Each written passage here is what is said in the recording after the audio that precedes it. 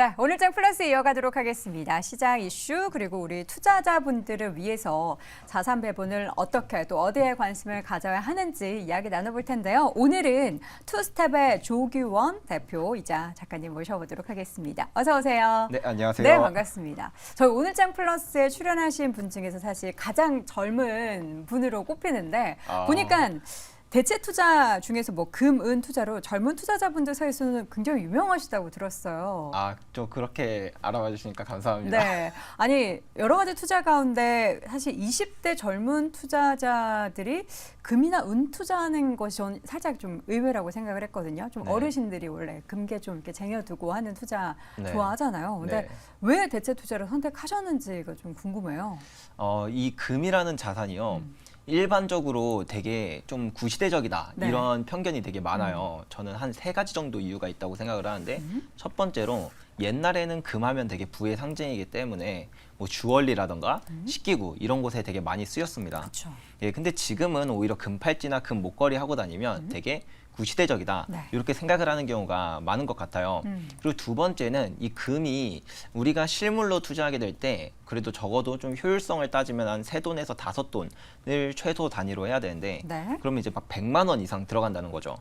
그렇다면 이제 그런 청년층, 어떻게 보면 젊은 층이 시도하기에는 너무 좀 소액으로 할 수가 없으니까 예, 그런 부분도 있고 마지막 세 번째로 제가 볼 땐 이게 가장 크다고 생각하는데 금이 좀 변동성이 작기는 해요. 그래서 뭐 주식이나 그런 암호화폐들보다는 네. 변동성이 작아서 이제 좀 지루하다 이런 느낌이 들겠죠. 그래서 이제 좀 사람들이 되게 구시대적이다라고 평가를 해서 금과 은 투자를 많이 안 하는데 금과 은은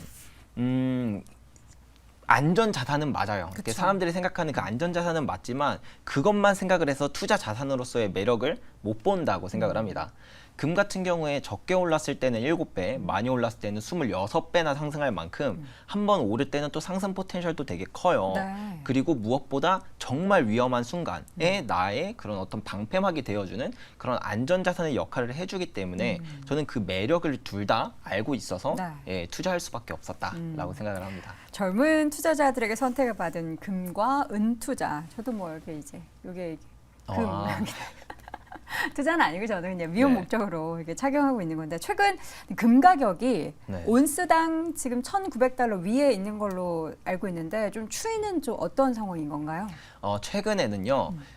이제 또 금 가격이 단기적으로 볼 때 가장 중요한 지표가 달러 지수입니다. 달러. 네, 달러 지수가 오른다는 거는 상대적으로 달러의 가치가 상승한다는 건데 사실 금은 가치가 막 변동하진 않아요. 그렇다 보니까 이 금은 그대로인데 달러의 가치가 상승을 하면 이전보다는 달러를 조금만 덜 줘도 금을 살 수 있게 되는 거기 때문에 상대적으로 금값이 내려간 것처럼 약간 보여지거든요. 약간 역외관계처럼 보이죠? 네, 맞습니다. 그래서 금 가격과 달러 지수는 역의 관계를 갖게 되는데요.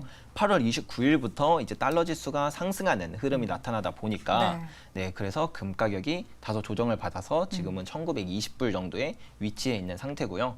네, 근데 이제 점점 이제 미국도 금리 인상이 끝나가는 분위기고 이런 식으로 봤을 땐 중기적인 측면에서는 달러 약세가 또 예상되기 때문에 그것은 금의 상승이 이제 또 다가올 수 있다. 이런 부분으로 저는 보여지기도 합니다. 네. 사실 지금 방금 저희 영상에서 나오는 것처럼 금 투자할 때 금괴를 뭐 이렇게 가져다가 이불 안에 숨겨두고 네. 이렇게 하는 투자자분들도 있지만 다양한 투자를 할 수 있는 방법들이 있잖아요. 네. 우리 대표님은 어느 방법으로 좀 금 투자를 선호하실까요? 골드바나 이제 금덩이를 집에 놔두는 건 좀 옛날 방식이다라고 일반적으로 생각을 하세요. 네. 저도 사실 그렇게 생각을 했었거든요. 근데 이 금에 대해서 공부를 하면 할수록 금을 꼭 실물로 갖고 있어야만 하는 이유들이 몇 가지 있더라고요. 그러면 대표님은 금을 실물로 가지고 있는 걸 가장 선호하시나요? 네, 제가 갖고 있는 자산의 한 95% 정도가 다 실물 금과 은입니다. 그럼 집에 가면은 금괴가 막 숨겨져 있어요, 막. 네, 숨겨져 있습니다. 정말요? 네. 오, 의외인데요. 네. 이게 네. 금 가격이 제가 아까도 말씀드렸다시피 한 번 오를 때는 막 수십 배씩 네. 상승을 하잖아요. 근데 이 금 가격이 사실은 그렇게 많이 오를 이유가 없어요. 예, 그 금 가격이 올랐다는 건 반대로 화폐의 가치가 무차별적으로 하락했다는 뜻이죠. 네. 그래서 과거의 역사에서 금 가격이 치솟았던 때, 다시 바꾸어 말하면 화폐의 가치가 크게 하락했던 시기들을 보면 이제 그때는 정부가 금을 통제하는 역사들이 되게 많았습니다. 뭐 되게 약하게는 뭐 금을 거래하는 걸 막거나 그쵸. 예, 좀 심하게 가면 금을 몰수하는 일도 되게 많아요. 뭐 미국 같은 경우에도 1934년에는 루즈벨트 대통령이 이제 국민들의 금을 다 몰수하는 그런 행정명령을 내렸었거든요. 네, 네. 예, 그런 것처럼 이 앞으로 우리가 금에 투자를 할 때 이게 크게 상승할 수 있겠다라고 생각을 하고 있다면 그건 반대로 금에 엄청난 통제가 있을 가능성도 있다라는 거기 때문에 디지털 형태의 자산을 보유한다는 건 내가 완벽한 통제권을 가지고 있는 건 아니라서 실물을 더 추천을 드리고요. 실물을 이렇게 억지로 뺏으려면 어딘가에 숨겨둔 거를 찾아야 되니까 그게 어려워. 맞습니다. 오, 약간 또 의외의 그런 네. 이유가 또 있었는데 저는 보통 이제 금 투자하면은 뭐 KRX에서 네, 금 관련한 매매하는 게 가장 뭐 수수료도 그렇고 제일 좋다 이렇게 인식을 하고 있었는데 그런 관점도 또 생각해 볼 수 있는 거군요. 네, 그리고 한 가지만 덧붙이자면 사람들이 실물을 안 좋아하는 이유 중에 하나가 이제 살 때 부가세 10% 내야 되죠. 그쵸. 그리고 또 달러처럼 살 때랑 팔 때 가격이 또 달라요. 다르죠. 예, 그러다 보니까 사자마자 마이너스 20%의 손실을 보고 맞아요. 시작하기 때문에 나는 이렇게 할 바에 KRX 이런 걸 통해서 수수료도 없고 세금도 없이 이게 더 효율적이고 좋은 거 아닌가라고 네. 생각을 하겠지만 실물을 투자하는 방법이 꼭 그렇게만 투자하는 게 아니거든요. 그럼 뭐가 있죠? 예를 들면 개인 간 거래 같은 경우에는 이미 부가세를 내고 산 상품이기 때문에 네. 개인끼리 거래할 때는 또 부가세를 발생시키지가 않아요. 그렇다 보니까 개인 간 거래에서는 이 부가세도 없고 또 살 때 팔 때의 그 중간인 기준 가격에서 거래를 하기 때문에 실제로 아직까지는 그런 개인 간 거래를 통해서 금을 사거나 팔 수 있습니다. 개인 간 거래를 하면 뭐 당근마켓에서 산다는 건가요? 아니면 뭐 금은방 가서 산다는 건가요? 금은방은 네. 어쨌든 그 일정 크기 이상은 신고를 다 해야 되는 거잖아요. 네, 맞습니다. 금은방 같은 건 아니고요. 네. 당연히 뭐 그런 당근마켓이나 중고나라 정말요? 예, 엄청 많고요. 물론 당근마켓은 최근에 안 되긴 하지만 네. 예, 중고나라나 아니면은 특히 더 조금 더 신뢰 있는 어떤 기금속 커뮤니티들이 있어요. 아 커뮤니티에 따로 왜냐면 중고마켓 이런 데서 사면은 맞습니다. 이게 금인지 아닌지 깨물어 본다고 아는 것도 아니고 맞습니다. 좀 약간 의구심이 생길 수 있는데 그런 플랫폼들이 또 따로 있군요. 네, 아니면 요즘에는 그 금을 이제 개인 간 거래를 중개해주는 플랫폼도 등장했습니다. 네. 그래서 거기서 뭐 순도라든가 아니면 삼자 사기 이러한 것들에 대한 리스크가 사라지니까 이런 것도 한번 이용해 보시면 좋을 것 같습니다. 수익률을 좀 비교해 주실 수 있나요? 어떤 수익률 뭐 이렇게 말씀하시나요? 다른 투자 대비해서 네. 금을 현물로 가지고 있는 것에 대한 수익률을 어떻게 네. 보면은 좀 막연하거든요. 이거를 네네. 금 신물로 가지고 있으면 내가 팔 때를 명확하게 알고 팔아야 되는데 네. 우리 대표님은 그냥 계속 가지고만 계셨을까요? 네, 저는 단 한 번도 금과 은을 1g도 팔아본 적이 없어요. 네, 왜냐하면 이 금이라는 자산이 한 번 오를 때 적게는 9년에서 네. 길게는 13년까지 내내 오르는 그런 추세성을 가지고 사이클이 있거든요. 있군요. 네, 그렇다 보니까 저는 2019년부터 이제 금과 은의 슈퍼 사이클이 이제 알리는 그런 신호들이 등장했다고 네. 보는데요. 그렇다면 이제 제가 매도해야 될 시점은 적어도 한 2029년 정도는 되기 때문에 아직도 계속 꾸준히 매입을 하는 상태고요. 예, 물론 상승이 막 그렇게 드라마틱하지는 않습니다. 금이라는 자산이 이제 장기적으로 이제 추세가 길게 상승한다면 이제 막바지쯤에 많이 오르지 초반부터 그렇게 많이 오르진 않아요. 그래서 뭐 지금 저는 한 60% 정도의 수익률이라고 표현하기는 좀 그렇지만 아무튼 그런 상승을 가지고 있습니다. 지금 그런 금 가격 추세를 봤을 때 지금은 그 사이클상 어디에 위치해 있다고 보세요? 중간보다 조금 앞쪽에 있다고 생각을 합니다. 중간을 조금 넘어섰다. 아직 그 못 넘어선 아, 그럼 정도다. 초입이다. 네, 맞습니다. 오, 초입이다고 하면은 지금도 우리 금투자 원하셨던 분들은 살만한 그런 가격적인 위치가 될 수 있겠네요. 그렇죠. 네. 그리고 아까 전에 말씀드렸다시피 그 금 가격이 오를 수 있는 요인들이 되게 많이 있었어요. 네. 예를 들면 뭐 미국의 대형 은행은 아니죠. 중소형 은행들, 지방은행들. 맞습니다. 중소형 은행들이 파산하는 그런 이제 금융 문제가 네. 있기도 했고요. 아니면 이제 러시아 우크라이나 그런 전쟁도 있고요. 네, 그리고 인플레이션도 되게 강하고요. 네. 이런 다양한 요인들이 작용하고 있는데 금 가격이 조정받고 있었던 이유가 바로 달러 강세라는 그 요인 하나 때문이었거든요. 근데 이 강세 요인도 이제 정말 한 중기적으로만 바라봐도 네. 이제 약세로 전환될 가능성이 커지기 때문에 있는데 그렇다는 건 지금 금 투자하기 되게 좋은 시점이다라고 저는 또 생각을 해서 저도 매입하고 있습니다. 네, 최근에 이제 중국인들이 금 투자에 엄청 열심히 열을 올리고 있다라고 하는 뉴스를 봤는데 네. 이런 중국인들의 수요도 금 가격을 좀 끌어올리는데 영향을 좀 미칠 것 같아요. 중국인들 요새 금을 왜 이렇게 사는 거예요? 이게 중국이요. 이제 정확히는 2002년부터 금 매입을 어마어마하게 늘리기 시작을 했어요. 중국인들도 그렇지만 무엇보다 중국이라는 정부에서? 국가가 그래서 2002년에는 어떠한 일이 있었냐면 상하이 금거래소라는 게 이제 처음 출범했던 시기였습니다. 그때 중국은 이전까지는 이게 많은 분들이 모르시는 것 중에 하나가 전 세계의 금 생산량 1위가 바로 중국이에요. 그래서 수출을 되게 많이 했었거든요. 근데 2002년부터는 모든 금에 대한 수출을 전면 금지시키면서 단 1g의 금도 이제 밖으로 유출되지가 않고 있거든요. 그렇게 중국이 금을 어마어마하게 모으고 있다는 건 자명한 사실입니다. 공식적으로도 이제 금 보유량을 많이 늘리고 있긴 하거든요. 근데 이 금이라는 자산을 되게 비공식적으로도 많이 늘리고 있다라는 그런 보고서들이 되게 많아요, 중국이.